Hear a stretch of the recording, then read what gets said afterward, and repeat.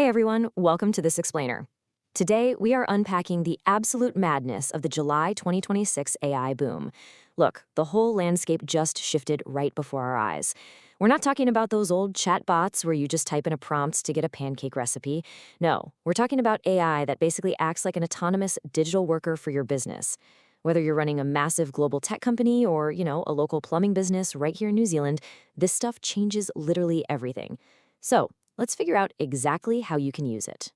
Okay, so here's our game plan. We'll look at the July 2026 AI boom, meet these new autonomous AI agents, check out the price and speed war, dive into smart routing for cost control, tackle data privacy and governance, and finally, figure out which model actually wins. All right, let's jump straight into Section 1, the July 2026 AI boom. So what actually happens when 3 of the absolute smartest AI labs in the world release their newest technology in the exact same week? Well, pure chaos, but honestly, the best kind of chaos. For the very first time in history, the market was completely flooded with these massive, incredibly smart AI tools practically all at once. The old days of one company wearing the crown for months on end, yeah, those are totally over. Now, they're battling it out in a matter of days. It all kicked off when government rules about sharing technology were lifted, and Anthropic's Claude Fable 5 came roaring back online on July 1st. Then, just a week later, on July 8th, xAI ships Grok 4.5, which is just amazing at coding and acting on its own. And then, the very next day, July 9th, OpenAI rolls out their super smart GPT 5.6 family. We're talking about massive, game-changing upgrades hitting the market back to back. Which brings us to Section 2, meet the autonomous AI agents. We have officially entered the era of what's called agentic mythos-class AI.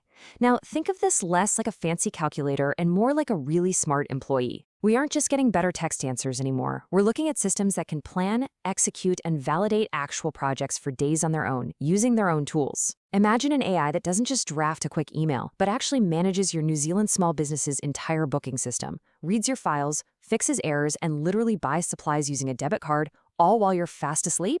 Nick from the Startup Ideas podcast hit the nail on the head. He basically said, you have to stop treating this stuff like a simple machine and start treating it like a digital co-founder.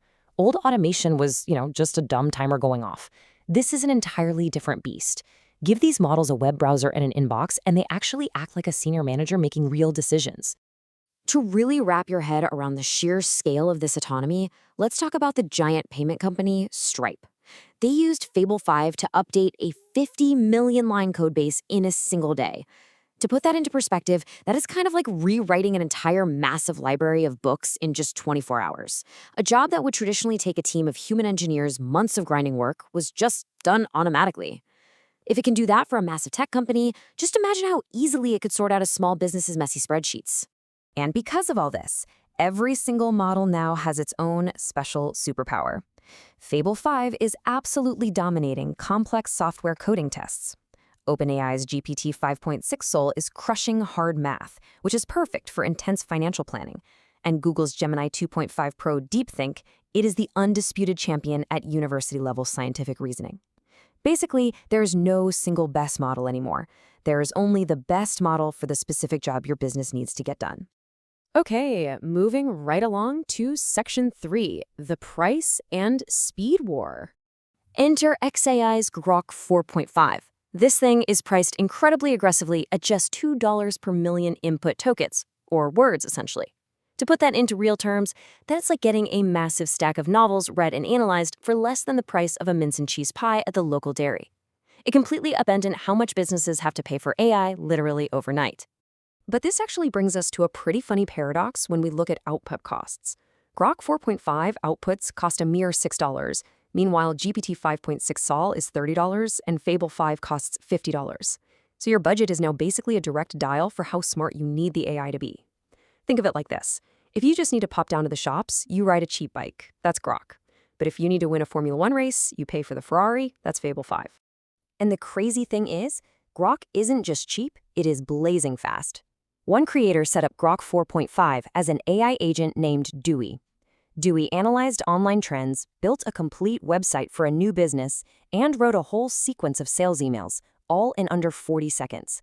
So for a small Kiwi startup, you now essentially have a full marketing team that finishes its work in seconds. Let's dive into Section 4, Smart Routing for Cost Control. So, how do you actually deploy these systems without totally destroying your budget? Well, the industry's answer is a smart router architecture. Imagine a local online store getting thousands of easy questions like, hey, where's my package? Sending all those simple questions to the super expensive Fable 5 or Soul models is just a massive waste of money. Smart routing fixes this. You send the easy, high-volume tasks to a cheap, fast AI like GPT 5.6 Luna for $1, and you only send the really tough math or complex problems to the expensive, super smart AI. It's like having junior staff handle the basics and the boss handle the hard stuff. Moving on to Section 5, Data Privacy and Governance. Now, you cannot just chase benchmarks and pick the smartest AI and go. You have to follow the rules or your project will crash before it even starts. For example, you have to navigate Anthropic's mandatory 30-day data retention rules for safety monitoring. You also have to deal with regional data residency laws, like the KVKK in Turkey, and even the risk of sudden government export bans. For a local business, this simply means you can't just hand over private customer data to an AI without making absolutely sure it's legally protected and locked down first. Finally, let's wrap things up with Section 6, Which Model Wins?